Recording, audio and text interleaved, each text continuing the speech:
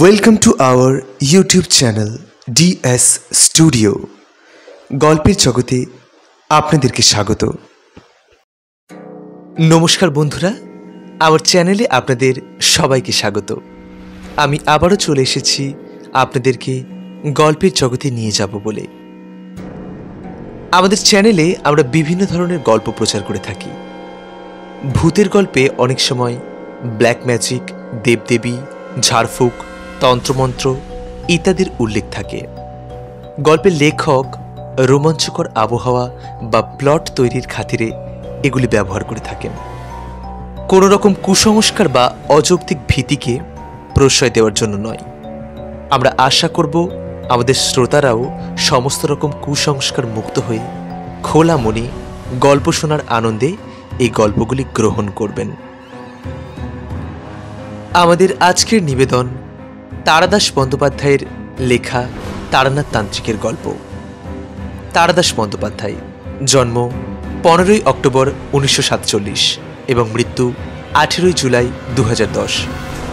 তিনি ছিলেন একজন বাঙালি ঔপন্যাসিক, ছোট গল্পকার এবং সম্পাদক।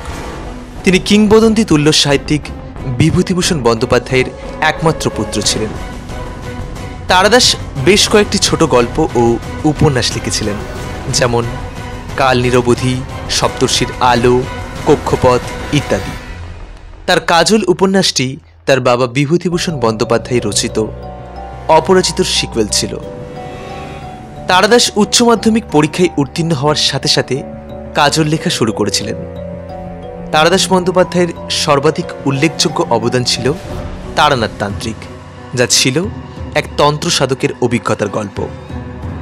তারানাথ তান্ত্রিক চরিত্রটি বিভূতিভূষণ বন্দ্যোপাধ্যায় তৈরি করেছিলেন এবং তারই ধারাবাহিকতা বজায় রেখেছিলেন তারাদাস। এই গল্পগুলো প্রকাশিত হয়েছিল দুটি বইয়ে, তারানাথ তান্ত্রিক এবং অলাত চক্র। তাহলে চলুন আর দেরি না করে শুরু করা যাক আজকের গল্প, তারানাথ তান্ত্রিক ও বিশু ঠাকুর। গল্প পাঠে দীপ, অন্যান্য চরিত্রে তরুণ, সাগর, প্রতিমা। তাহলে চলুন শুরু করা যাক আজকের গল্প, তারানাথ তান্ত্রিক ও বিশু ঠাকুর।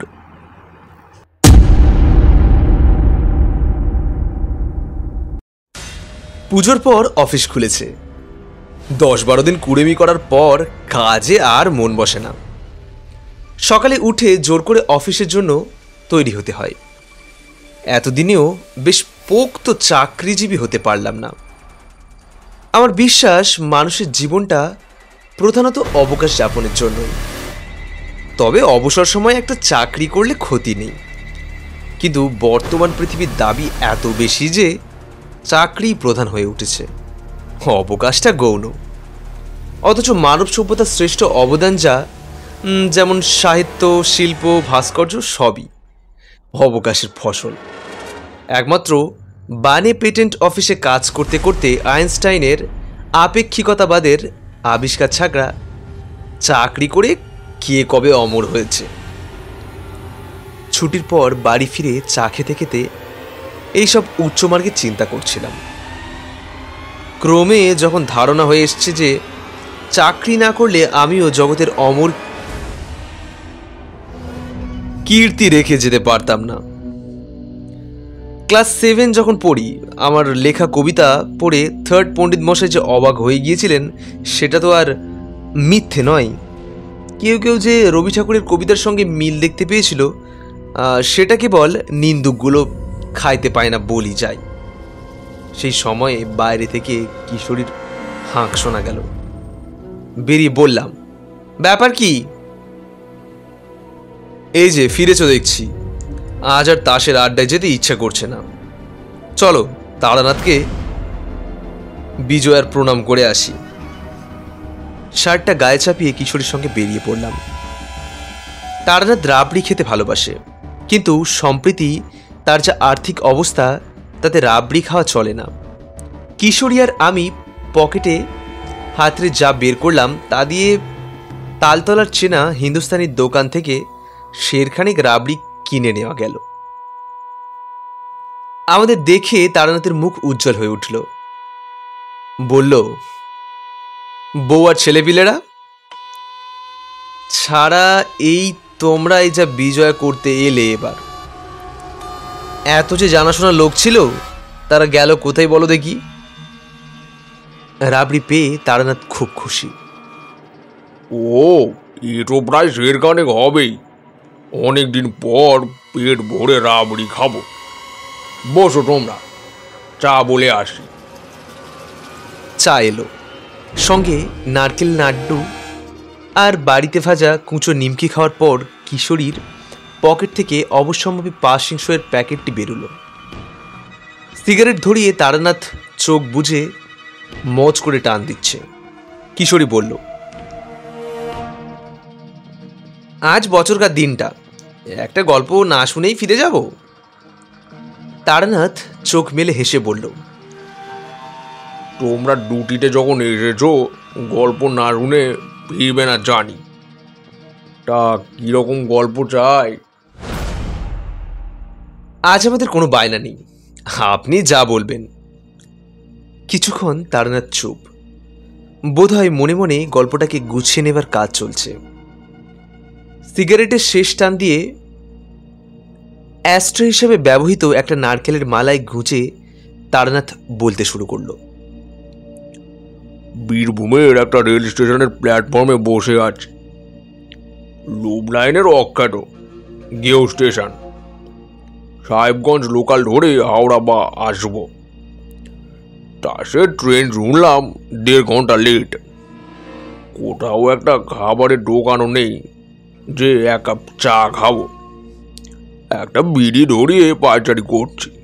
দেখি প্ল্যাটফর্মের একেবারে শেষ প্রান্তে একটা ইটের পাঁজার ওপর একজন বিশাল চেহারার লোক চুপ করে বসে আছে।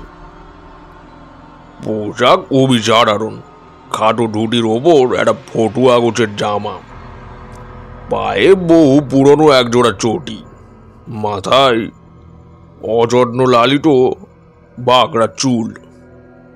কিন্তু লোকটার রিজু বসবার ভঙ্গিতে আর চোখের দৃষ্টিতে একটা আশ্চর্য ব্যক্তিত্বের ছাপ রয়েছে। বারবার তাকিয়ে দেখতে হয়। আমাকে অনেকক্ষণ একা কাটাতে হবে।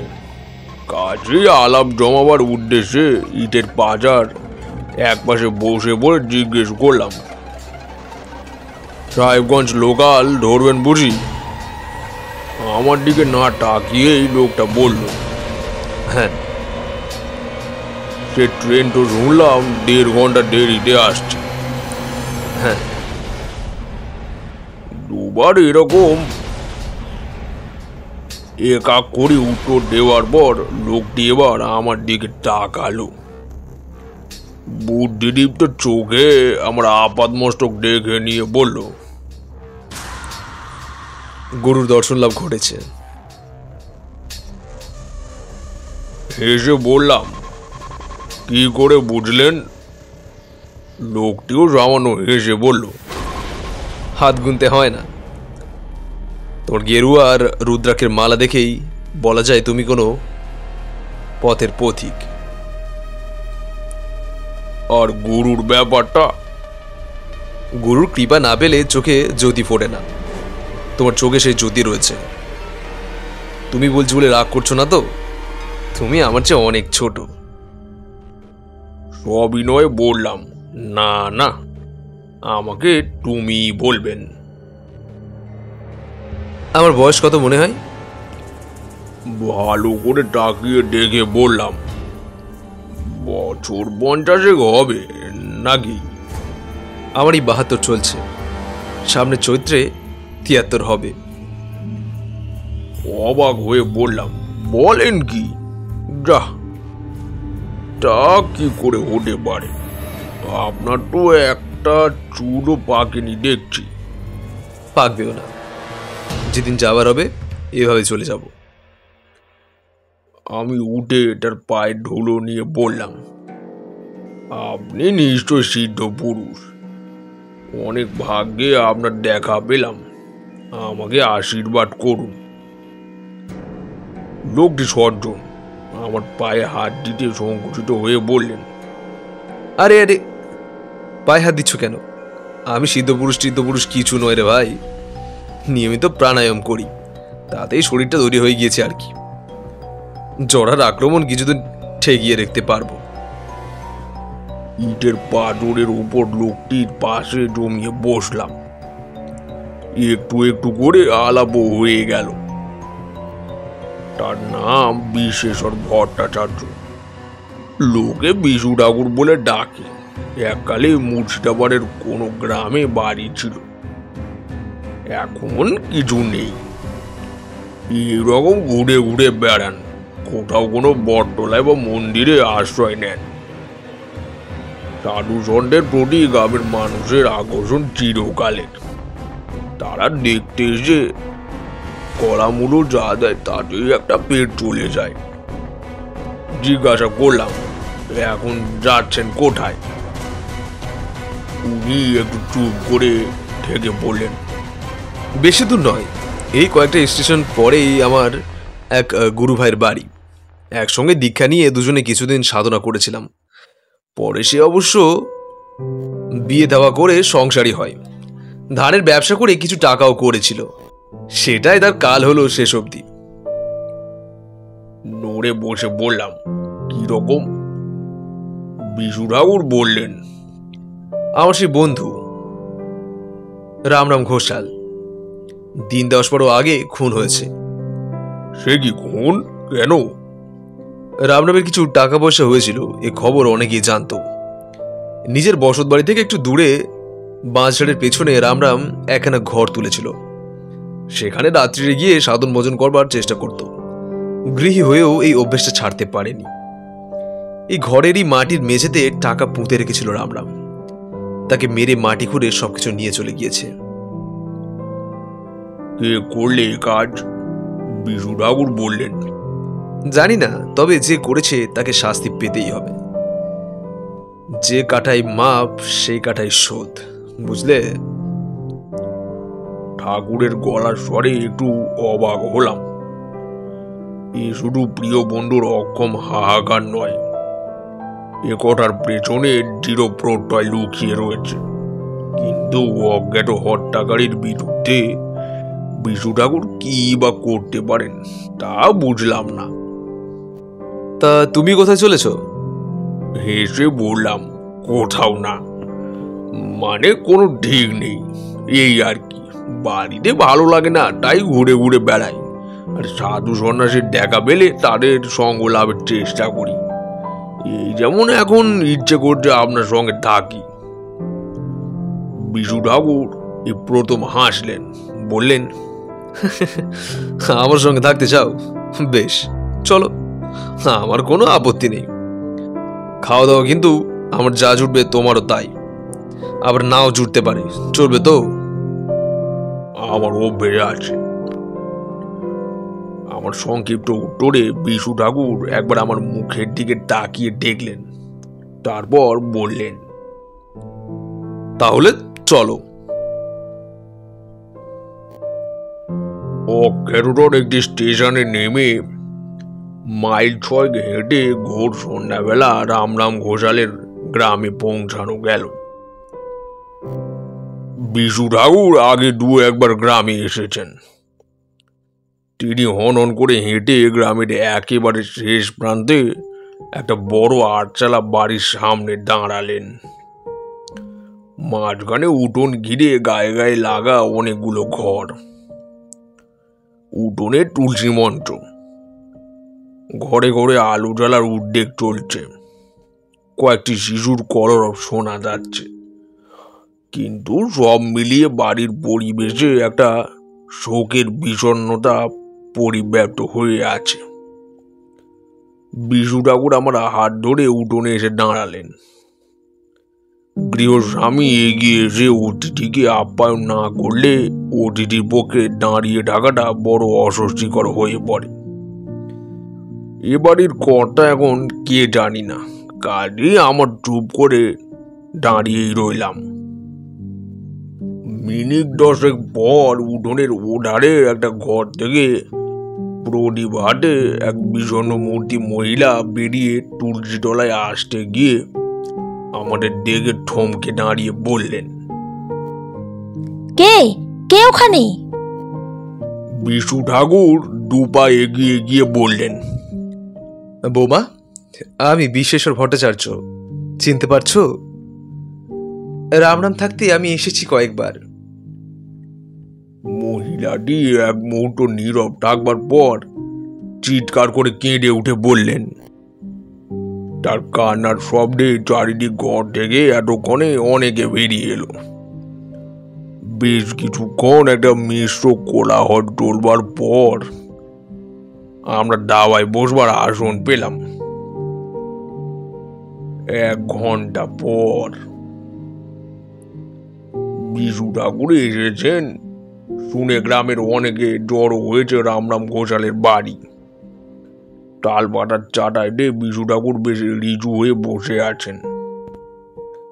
রামরামের ছোট ভাই শিবরাম চোখে জল নিয়ে হাত জোর করে ধরা গলায় বলছে, ঠাকুর মশাই, কে এ কাজ করেছে জানি না, কিন্তু যেই করুক সে ভুল করেছে। দাদা আমার শিবতুল্য মানুষ ছিলেন, ব্যবসা করতেন বটে, কিন্তু টাকা কড়ির ওপর কোনো লোভ ছিল না তার। কত লোকের পাওনা ছেড়ে দিয়েছেন, কত লোকের কন্যাদায়ী উদ্ধার করেছেন। এ অঞ্চলের সবাই জানতো বিপদে পড়ে রাম ঠাকুরের কাছে গেলে খালি হাতে ফিরতে হবে না। এত পয়সা উপার্জন করতেন, কিন্তু নিজে পরতেন একটা খাটো ধুতি। সারাদিনের শেষে খেতেন এক মুঠো আতপ চাল সেদ্ধ। আমার বিশ্বাস, হত্যাকারী চাইলে দাদা টাকা পয়সা সবই বের করে দিতেন, খুন করবার দরকার হতো না। সবই ভাগ্য। বিশু ঠাকুর জিজ্ঞেস করলেন, পুলিশ কি বলছে? শিবরাম উত্তর দেবার আগেই ভিড়ের মধ্যে একজন কে বলে উঠল, পুলিশ বারবার যা বলে। খুনের পরদিন সকালে খবর দেওয়া হয়েছে, পুলিশ এসেছে বিকেলে। কি ঝামেলা ভাবুন তো। আবার দারোগা বলে দিয়েছে পুলিশ পৌঁছানোর আগে যেন মৃতদেহ সৎকার করা না হয়। সেই দেহ নিয়ে পরদিন রাত 12টা অবধি সবাই বসে। এদিকে পুলিশের কি হম্বিতম্বি, গ্রাম শুদ্ধ লোককে ফাঁসি দেয় আর কি। তারপর পুলিশও চলে গেল, সবকিছু মিটে গেল। খুনি আর ধরা পড়ছে। বিশু ঠাকুর বিষণ্ণতা মাখানো গলায় বললেন, ঠিকই, পুলিশের অপদার্থতা আর কারো জানতে বাকি নেই। খুনিকে তারা ধরতে পারবে বলে আমরাও বিশ্বাস হয় না। আহা, রামরাম এমন বেঘরে মারা যাবে স্বপ্নেও ভাবি না। এ খুনের কিনারা কিছু হবে না। আমি একটু অবাক হয়ে বিশু ঠাকুরের মুখের দিকে তাকালাম। এই আজই কয়েক ঘন্টা আগে না, ব্যাপার কি? কিন্তু বিশু ঠাকুর সত্যি যেন কেমন হঠাৎ আর হাল ছড়া ভঙ্গিতে বসে রয়েছেন, মুখে শোকের ছায়া। আসলে বন্ধুর মৃত্যুতে বুড়ো মানুষ হয়তো রেগে গিয়ে ওসব কথা তখন বলেছিলেন। সত্যি তো, কি করে আর এখন ধরা যাবে হত্যাকারীকে? একজন দীর্ঘ দেহ শ্যামবর্ণ লোক ভিড়ের থেকে একটু আলাদা হয়ে দাওয়ার এক প্রান্তে বসে সবার কথা শুনছিল। গ্রাম্য মানুষের থেকে তার ব্যক্তিত্বকে কিছু আলাদা করে বোঝা যায়। অন্য সবাই বেশিরভাগ খালি গায়ে এসেছে, কেবল এই লোকটির গায়ে হাফাটা নীল শার্ট। এসব শহুরে ঢাঁচ লোকটা পেল কোথায় তাই ভাবছি। এমন সময় লোকটা বলে উঠল, খুনের কিনারা হবে না বলছেন? ভাবলেও খারাপ লাগে। রামজাটার মতো লোক খুনির শাস্তি না হলে তার আত্মা শান্তি পাবে না। কিছুই কি করার নেই? সে কথার উত্তর না দিয়ে বিশু ঠাকুর লোকটির দিকে তাকিয়ে প্রশ্ন করলেন, তুমি কে? লোকটি যেন একটু থতমত খেয়ে বলল, আগে আমি হরিপদ, রামরামের ভাইপো। আজ্ঞে না, ওকে ছোটবেলা থেকেই জেঠামশাই বলে ডাকি। উনি আমার বাবার বন্ধু ছিলেন। গতবার এসে তো তোমাকে দেখেছি বলে মনে হয় না। হরিপদও বলল। ঠিকই, আমি মাঝে প্রায় 15 বছর গ্রামে ছিলাম না, বাইরে চাকরি করতাম। সম্প্রতি ফিরে গ্রামে বসেছি। চাকরি ছাড়লে কেন? বিশু ঠাকুরের জেরায় লোকটি স্পষ্টত বেশ অস্বস্তি বোধ করছিল। সে বলল, শরীরটা ভালো যাচ্ছে না, চাকরির ধকল পোষালো না। শরীর একটু ভালো বোধ করলে হয়তো আবার চলে যাব। বিশু ঠাকুর তাকে আর কোনো প্রশ্ন করলেন না। উপস্থিত ব্যক্তিদের মধ্যে একটু মাতব্বর মতো শ্রীরাম ঘোষ বলল, ঠাকুর যখন এসেছেন এদের বাড়িতে একটু সস্তয়ন করে দিয়ে যান। অপঘাতটা হলো তো বাড়ি ঠান্ডা হবে খন। সে হবে, কর্তব্য করবো বলেই তো এসেছি। আবার ঠাকুরের দিকে তাকিয়ে দেখলাম। ভারী অদ্ভুত মানুষ তো। সেই দৃঢ় প্রত্যয় সুর ফিরে এসেছে গলায়। কর্তব্য, কি কর্তব্যের কথা উনি বলছেন? কিন্তু আমাকে বেশি ভাবতে না দিয়ে বিশু ঠাকুর হঠাৎ দাঁড়িয়ে উঠে বললেন, চলো দেখি তোমরা, রামরামের সেই চালাঘর কোন দিকে, একটু দেখে আসি জায়গাটা। গ্রামে যেমন হয় পুরো ভিড়টা আমাদের সঙ্গে চলল। বাড়ির পেছনের ঘন বন জঙ্গলের মধ্যে দিয়ে একটা ছোট্ট সুড়ি পথ চলে গিয়েছে। সেটা ধরে বেশ কিছুটা যাওয়ার পর মৃত বলরাম ঘোষালের সাধন পীঠে এসে উপস্থিত হলাম। সামান্য খানিকটা জায়গা পরিষ্কার করে মজবুত চালাঘর তোলা হয়েছে। মাটির সিঁড়ি বেয়ে উঠে প্রথমে সরু দাওয়া, তারপর গিয়ে ঘর। দরজা খোলা হা হা করছে। এখানে কয়েকদিন আগেও একজন রীতিমতো জীবন্ত মানুষ বসে ঈশ্বরের আরাধনা করত। এখনো তার রক্তের দাগ মাটির মেঝেতে লেগে রয়েছে। এসব ভাবতে গিয়ে মনটা উদাস হয়ে গেল। হাসি মুখে যে লোকটা দুপুরে ভাত খেয়েছে, ভোরে সূর্য প্রণাম করেছে, ভবিষ্যতে স্বপ্ন দেখেছে, সে জানতো না পরের দিন সকালে এই পৃথিবীটা তার কাছ থেকে অনেক দূরে চলে যাবে। এইটুকু তো মানুষের জীবন, নিতান্ত অনিশ্চিত।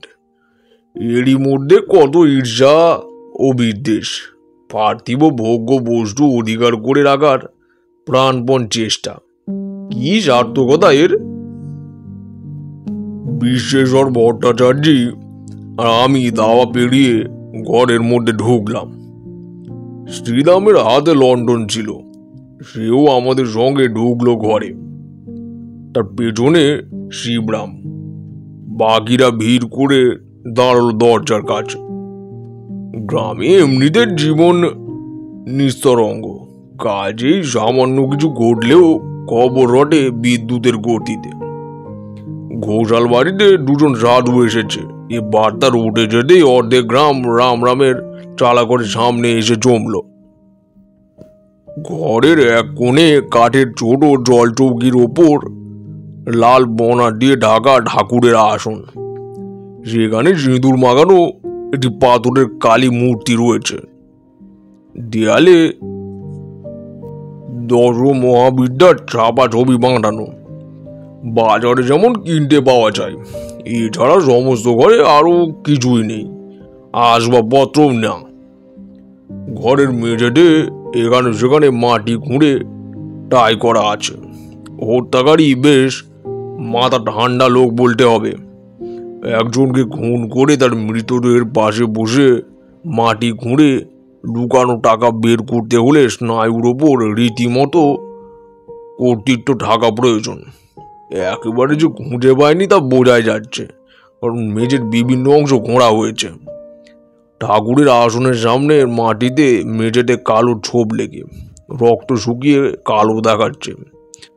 অর্থাৎ গভীর রাত্রিতে রামরাম ঘোষাল যখন দরজার দিকে পেছন ফিরে সাবধানতায় রত ছিলেন তখন আটোটাই পেছন থেকে তাকে আঘাত করে। মাটিতে লেগে থাকা রক্তের দিকে তাকিয়ে বিশু ঠাকুরের চোখ জলে ভরে এলো।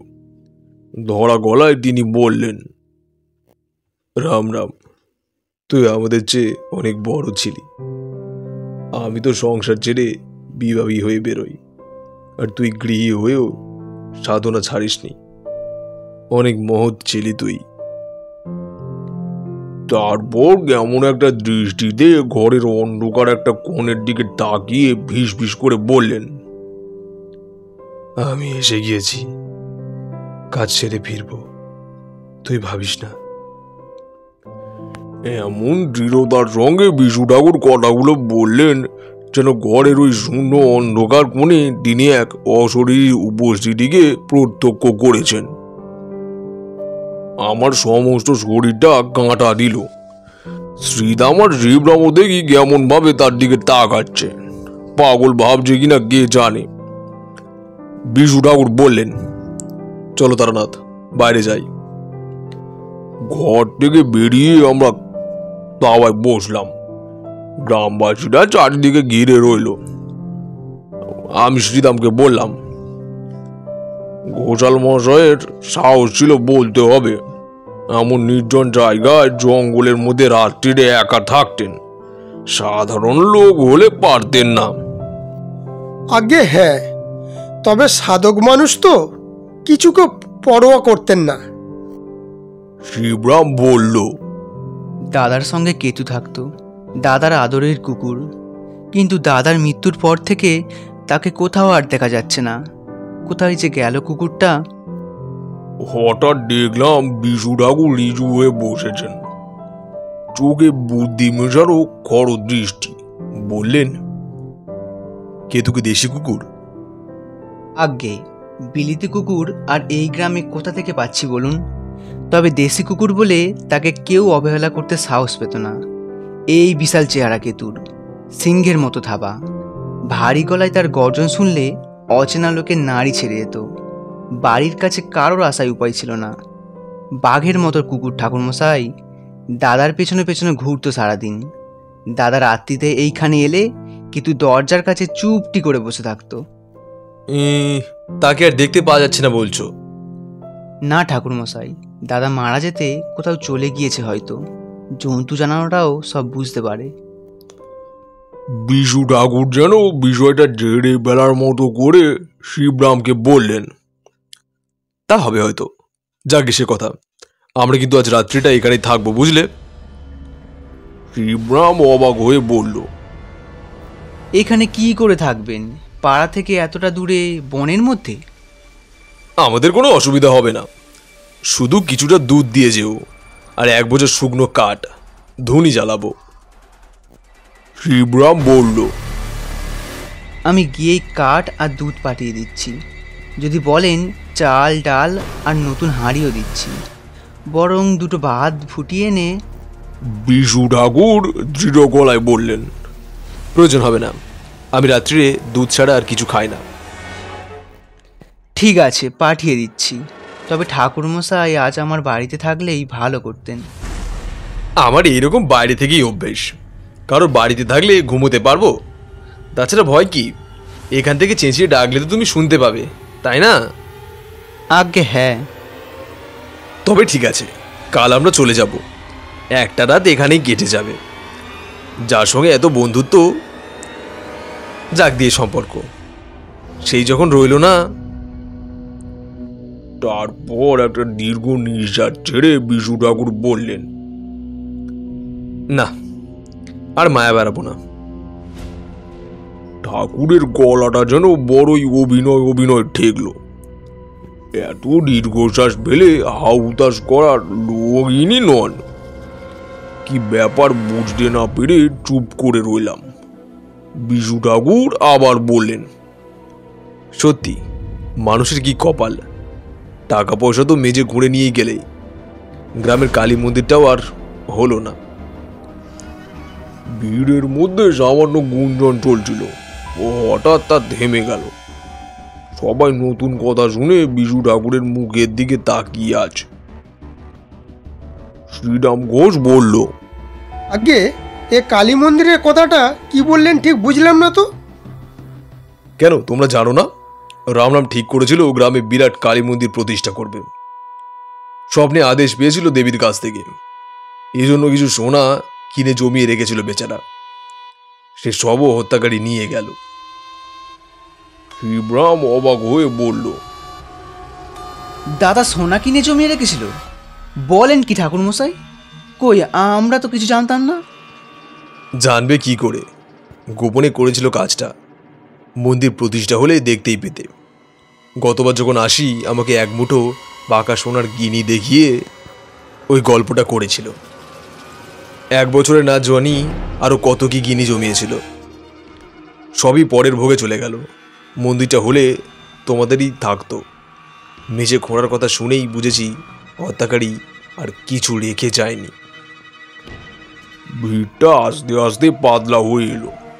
এত বড় খবরটা বাড়ি গিয়ে সবাইকে জানাতে হবে তো। শ্রীরামও শেষ পর্যন্ত আমাদের প্রণাম করে উঠল। লণ্ঠনটা রইল ঠাকুরমশাই, তেল ভরা আছে।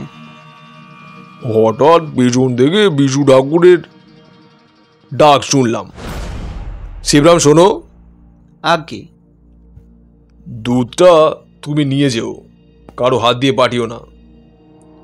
আর শ্রীরাম বিনীত ভঙ্গিতে দাঁড়িয়ে অপেক্ষা করতে লাগলো। রামরামের কুকুর কেতুর গায়ের রং কি ছিল বলতে পারো? লাল।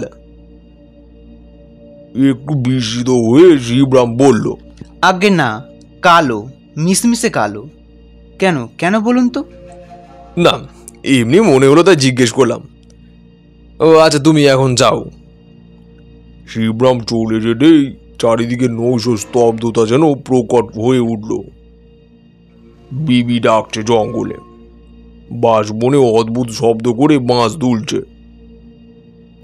মাথার ওপরে কেবল একটুখানি খোলা আকাশ দেখা যায়।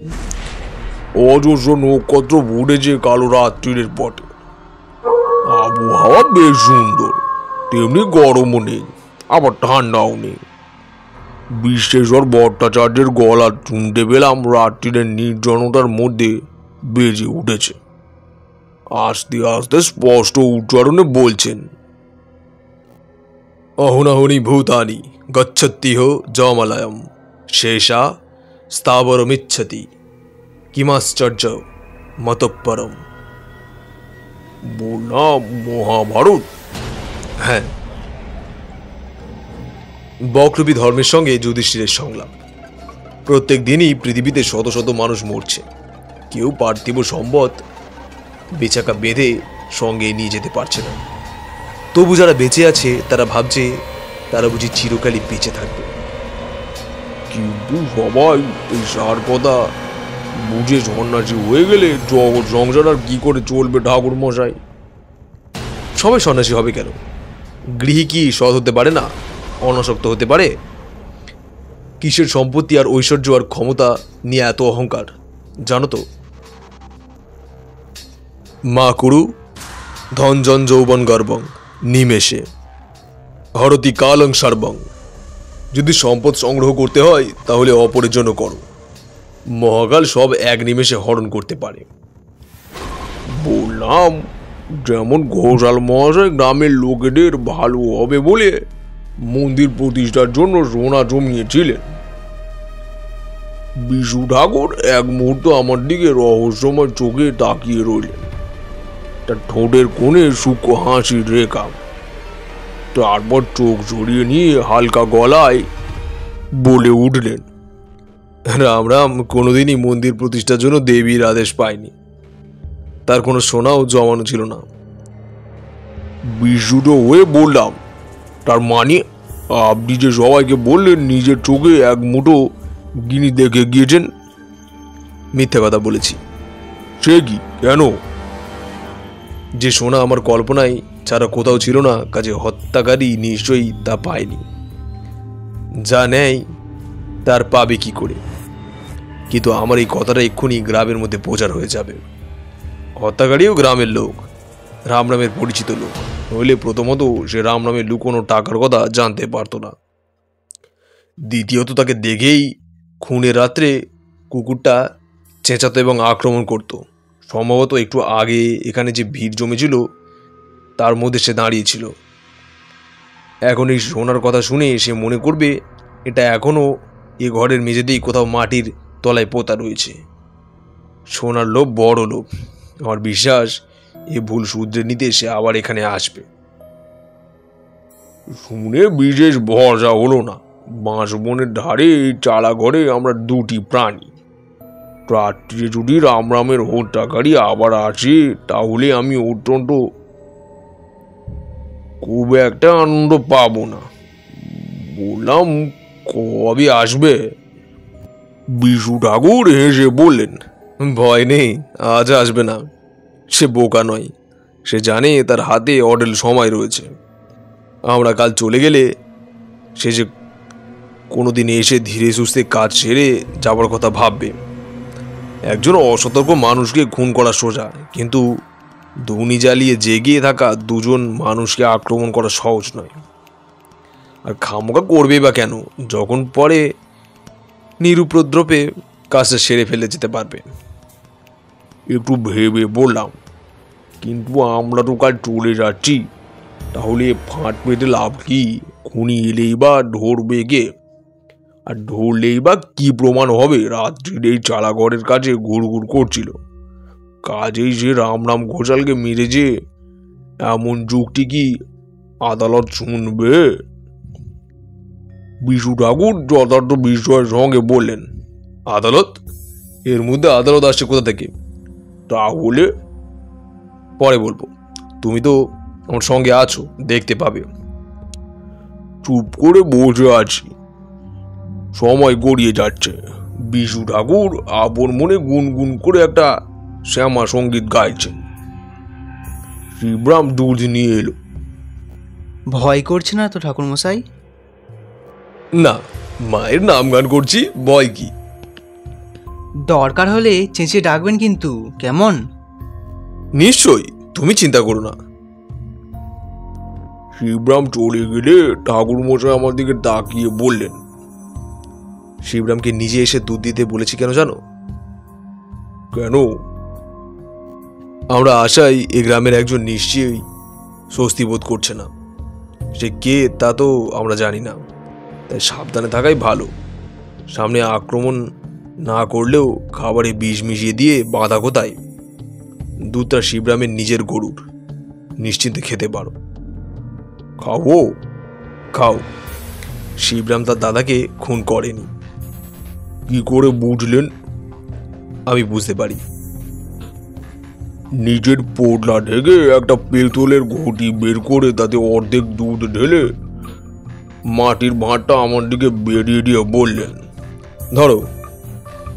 ঘটিতে একটা চুমুক দিয়ে বিশু ঠাকুর বললেন, যে অন্যায় করে মনে তার সবসময় ভয় থাকে, এই বুঝি ধরা পড়লাম।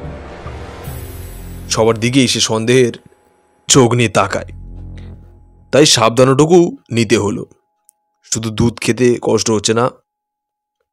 লজ্জা পেয়ে বললাম, না না। আমারই ভুল, তুমি ছোকরা লোক, তোমার খিদে পেতেই পারে। কি খেতে ভালোবাসো তুমি? হেসে বললাম, আমার এখন কিছু না হলেও চলবে, তবে একটু আগে মনে পড়ছিল ছোটবেলায় গ্রামের বিরিঞ্চি ময়রার দোকানে মাখা সন্দেশের কথা। মা দুধ আর মাখা সন্দেশ খেতে দিতেন মাঝে মাঝে। কোথায় গেল সে ছোটবেলা? মাখা সন্দেশ মানে কাঁচা গোল্লা? ভালো মজা তো।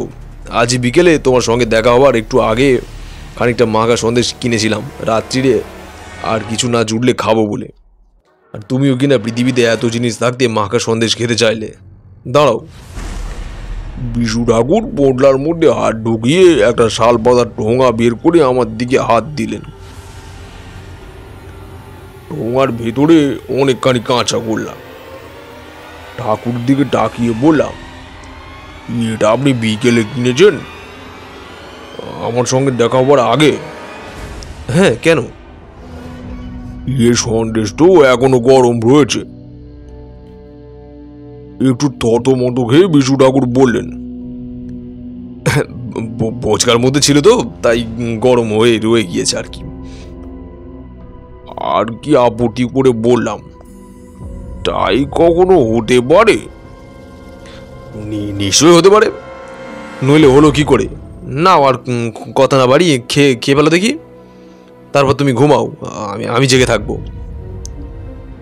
শুয়ে শুয়ে অনেক রাত্রির অবধি দেখলাম বাঁশ বনের মাথা দুলছে তারা ভরা আকাশের পটভূমিকায়। ঘুম আসার আগে একবার জিজ্ঞেস করলাম, আচ্ছা কেতুর কি হলো বলুন দেখি।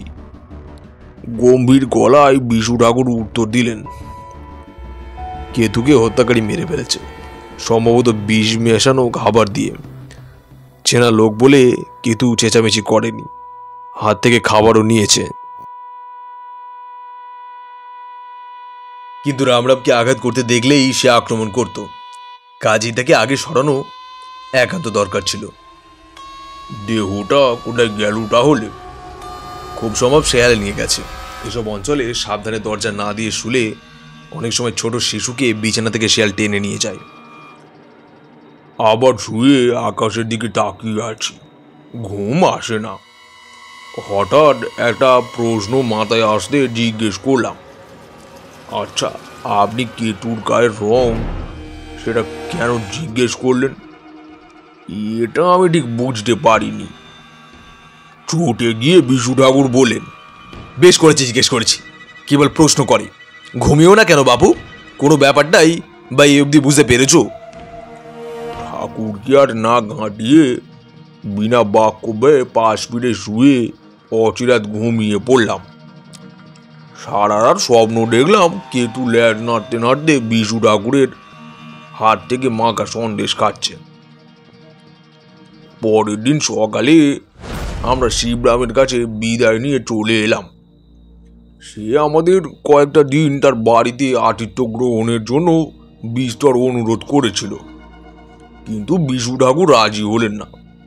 তার নাকি কি কাজ আছে, আজই শিউরি রওনা দিতে হবে, থাকার কোনো উপায় নেই, পরে বরঞ্চ কখনো ইত্যাদি। শিবরাম, শ্রীরাম ঘোষ ইত্যাদি অনেকেই গ্রামের সীমানা পর্যন্ত আমাদের এগিয়ে দিয়ে গেল। স্টেশনের কাছে একটা নির্জন জায়গায় এসে বিশু ঠাকুর দাঁড়িয়ে পড়লেন, আমার দিকে তাকিয়ে বললেন, তারানাথ, এখন আমি যা বলছি খুব মনোযোগ দিয়ে শুনবে। আমরা শিউরি যাচ্ছি না, আমরা আজ এখানেই থাকবো আজকের দিনটা, তারপর রাত্রিরে আবার গ্রামে ফিরে যাব। অবাক হয়ে বললাম, তার মানে এই, আমরা চলে গিয়েছি মনে করে রামনামের খুনি আজ রাত্রিরেই আমাদের পেতে আসা ফাঁদে পা দেবে। অত সোনা মাটির তলায় পড়ে আছে জেনে এসে শান্তিতে ঘুমোতে পারবে না। মানুষের চরিত্র যতদূর বুঝেছি তাতে আমার দৃঢ় বিশ্বাস আর দেরি না করে কাজ এই রাতেই করতে আসবে সে। তাকে ধরতে গেলে ওই চালাঘরের পাশের জঙ্গলে আমাদের লুকিয়ে বসে থাকতে হবে। কিন্তু এ কাজ কি আমাদের দুজনের দ্বারা সম্ভব? খুনির হাতে তো অস্ত্র ঢাকতে পারে। তাছাড়া আগে যা বলেছিলাম, কাউকে ধরলেও সেই যে খুন করেছে তা প্রমাণ করা যাবে না। ধরবার সময় দু একজন সাক্ষীও ঢাকা ভালো। সব ব্যবস্থা হয়েছে, আমরা রওনা হওয়ার আগেই বাড়ির মেয়েরা প্রণাম করতে চায় বলে শিবরাম আমাকে অন্দরমহলে নিয়ে গেল না, তখনই শিবরামকে আমি সমস্ত কথা খুলে বলেছি। শিবরাম তার দুই জোয়ান ছেলে আর বাড়ির কয়েকজন কৃষাণকে আজ রাত্রিরে না ঘুমিয়ে তৈরি হয়ে বসে থাকতে বলবে। আমাদের ডাক শুনলেই তারা দৌড়ে চালা করে এসে হাজির হবে। আপাতত দিনের বেলাটা আমরা স্টেশনে কোথাও ঘাপটি মেরে কাটিয়ে দিয়ে এসো। এরকম একটা খুনোখুনির ব্যাপারে আমার জড়িয়ে পড়তে ইচ্ছে করছিল না, আবার ঘটনার শেষটা দেখার জন্য নিদারুণ কৌতূহল হলো। ফলে টেকেই গেলাম, ভালো সিদ্ধান্তই নিয়েছিলাম, কারণ এর ফলে জীবনের এক অন্যতম আশ্চর্যের অভিজ্ঞতা লাভ হয়েছিল। প্ল্যাটফর্মে শেষ মাত্রে কয়েক বস্তা পাটের পেছনে বসে আমাদের দিনটা কেটে গেল। সন্ধ্যা নামতে বিশু ঠাকুর উঠে স্টেশনের বাইরে মুদিখানা থেকে কিছু চিড়ে আর গুড় কিনে এনে আমাকে দিলেন। নাও, তোমার আর রামরামের বাড়ি হয়ে যাওয়ার কোনো দরকার নেই, গ্রামের লোক দেখে ফেলবে। একেবারে সোজা চালাঘরের দিকে আশেপাশের ঝোপের পেছনে গিয়ে বসে থাকো, ভয় নেই, আমি সময় মতো পৌঁছে যাব। সে কি, আপনি আমার সঙ্গে যাবেন না? না, দুজনে একসঙ্গে গেলেই লোকের নজরে পড়ার সম্ভাবনা থাকবে। তুমিও সোজা পথে গ্রামে ঢুকো না, গ্রাম ছাড়িয়ে চলে গিয়ে পেছনের আম বাগান দিয়ে চলাঘরের দিকে চলে যেও। তারপর আমার মুখের দিকে ডাকিয়ে বললেন, আরে তুমি ভয় পাচ্ছ নাকি? শোনো, বিশেষর ভজ্জাজ যাকে বলেছে ভয় নেই, তার সত্যি কোনো ভয় নেই। যাও। লোকটার জাদুকরি ব্যক্তিত্ব আছে, আমি একলা যেতে রাজি হয়ে গেলাম। অন্ধকার অচেনা পথে 6 মাইল হাঁটতে সময় লাগে। রামরাম ঘোষালের চালাঘরের পূব দিকে আসে ওরার ঘন ঝোপের পেছনে গুছিয়ে বসলাম। তখন বেশ রাত হয়েছে, অন্তত পল্লীগ্রামে একে রাতই বলে। দূরে কোথাও সংকীর্তন হচ্ছিল, ক্রমে তাও বন্ধ হয়ে গেল। বাঁশ ঝাড়ে মাটির ওপর পড়ে থাকা শুকনো বাঁশ পাতার ওপর দিয়ে মাঝে মাঝে খসখস করে কি যেন যাতায়াত করছে। তাছাড়া আর কোথাও কোনো শব্দ নেই। চুপ করে বসে আছি, কিন্তু কিচ্ছু না করেই বা কতক্ষণ বসে থাকা যায়? রাত কত হলো কেই বা জানে। বিশু ঠাকুরই বা আসছেন না কেন? আমাকে এরকম বিপদের মুখে ঠেলে দিয়ে তার কি এত দেরি করে আসাটা উচিত হবে? মশাও কামড়াচ্ছে বেশ, কিন্তু পাছে শব্দ হয়, সেই ভয়ে চাপড় দিয়ে মশা মারতে পারছি না। হাত নেড়ে নেড়ে তাড়াচ্ছি। নিজের ওপর বেশ রাগও হচ্ছে। জীবনে অনেক কিছু করেছি বটে, কিন্তু কখনো একজন অচেনা হত্যাকারীকে ধরবো বলে রাত্রিবেলা সাপখোপের ভয় উপেক্ষা করে মশার কামড়ে অতিষ্ঠ হয়ে ঝোপের আড়ালে কখনো বসে থাকিনি। এভাবে বহুক্ষণ কেটে যাওয়ার পর আমার সত্যি খুব ভয় করতে লাগলো। ব্যাপার কি, স্টেশন থেকে 6 মাইল পথ হেঁটে আসতে যতক্ষণই লাগুক, তাতে এত দেরি হতে পারে না। বিশু ঠাকুরের হলো আবার কি? আমার কাছে করি না থাকলেও আন্দাজ করতে পারছি রাতটা অনেকটা হয়েছে। একা এইভাবে বসে থাকাটাও বিপজ্জনক বটে। উঠে শিবরামের বাড়ির দিকে চলে যাব কি? কিন্তু ধরা যাক আমি উঠলাম, আর ওদিক থেকে রামরাম ঘোষালের হত্যাকারী এসে হাজির হলো, সেটাই বা এখন শুভকার ব্যাপার হবে কি? তার চেয়ে বরং এইভাবে চুপ করে বসে থাকাই ভালো। যদি বিশু ঠাকুর না আসেন অথচ রামরামের হত্যাকারী এসে উপস্থিত হয়, তাহলে সে সমস্ত ঘরের মেঝে থেকে উঠোন অব্দি ঘুরে ফেললেও আমি চেঁচাবো না। তখনও জানি না আমার জীবনে এক আশ্চর্য অভিজ্ঞতার মুহূর্ত কত কাছে এসে গিয়েছে। নাকের বুটো একটা মশা ঢুকে পড়ার হাঁচি এসছিল। প্রাণপণে হাত মুঠো করে চোয়াল শক্ত করে সজোরে হেঁচে ফেলবার ইচ্ছে দমন করবার চেষ্টা করছি। এমন সময় আমি যেখানে বসে আছি তার ঠিক উল্টো দিক দিয়ে, অর্থাৎ বাঁশ বাগানের পাশের জঙ্গল ঠেলে সন্ত বনে কারা আসবার আওয়াজ পেলাম। হাঁচি আপনা আপনি বন্ধ হয়ে গেল। বিশু ঠাকুর এলেন নাকি? কিন্তু তিনি এলে তো আমি যে পথে এসেছি সেই পথে মাঠের মধ্যে দিয়ে ঘুরে আসবেন, নয়তো শিবরামের বাড়ি থেকে চুরি পথটা ধরে আসবেন। কিন্তু ও রাস্তা নয়, ওটা তো গ্রামের ভেতর থেকে আসবার রাস্তা। রামরাম ঘোষালের চালাঘরটা অন্ধকারে স্তূপের মতো দাঁড়িয়ে রয়েছে।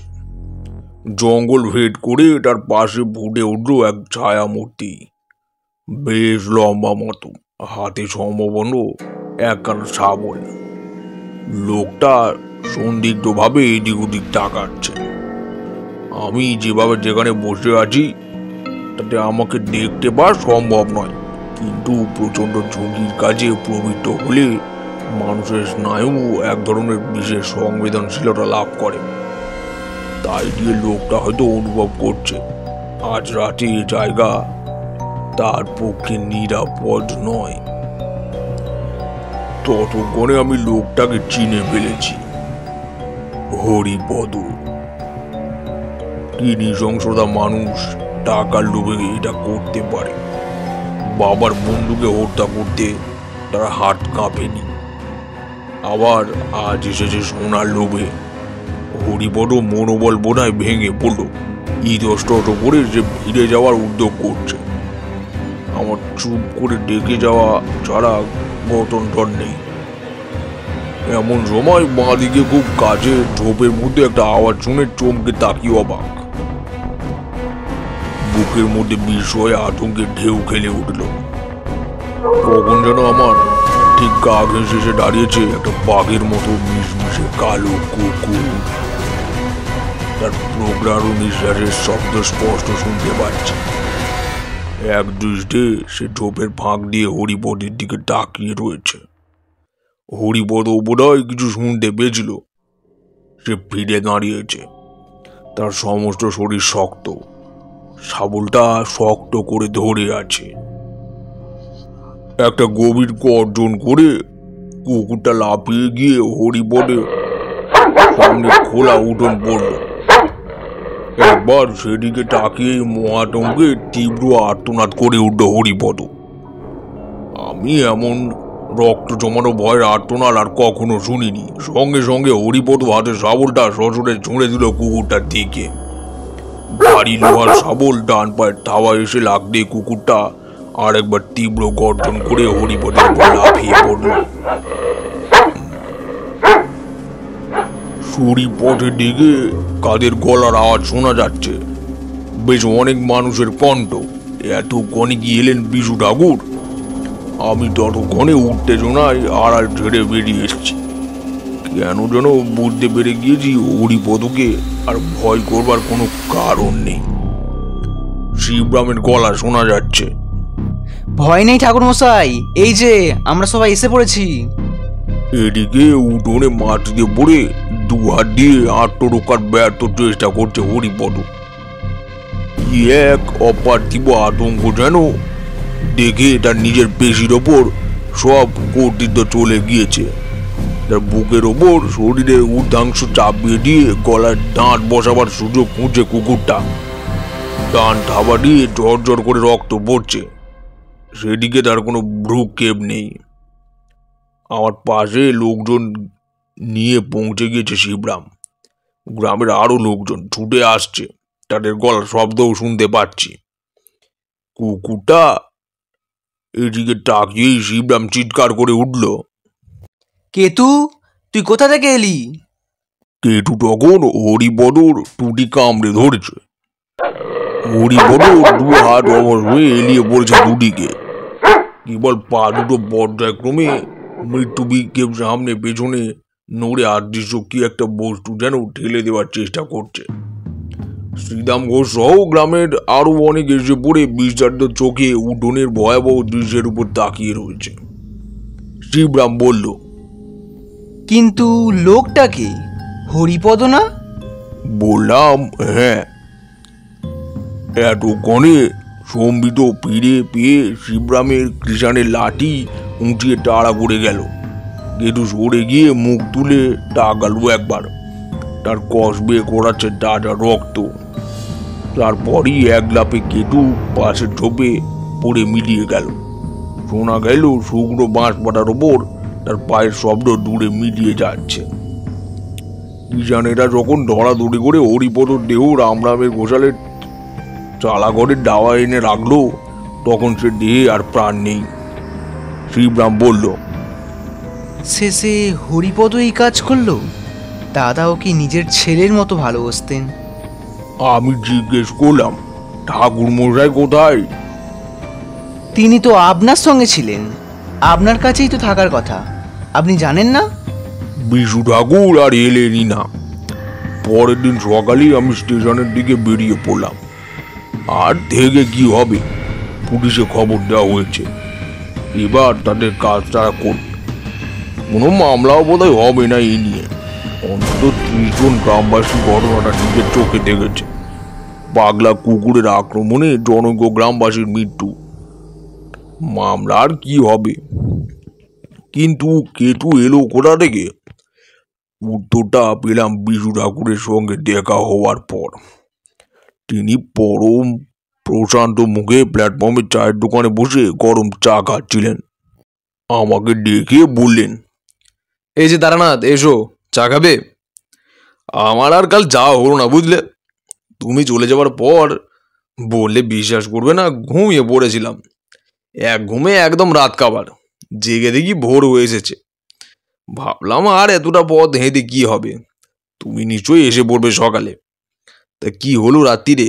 খামোখা জাগতে হলো তো? নিতান্ত গা জ্বালা করা সত্ত্বেও সমস্ত ঘটনাটাকে বললাম।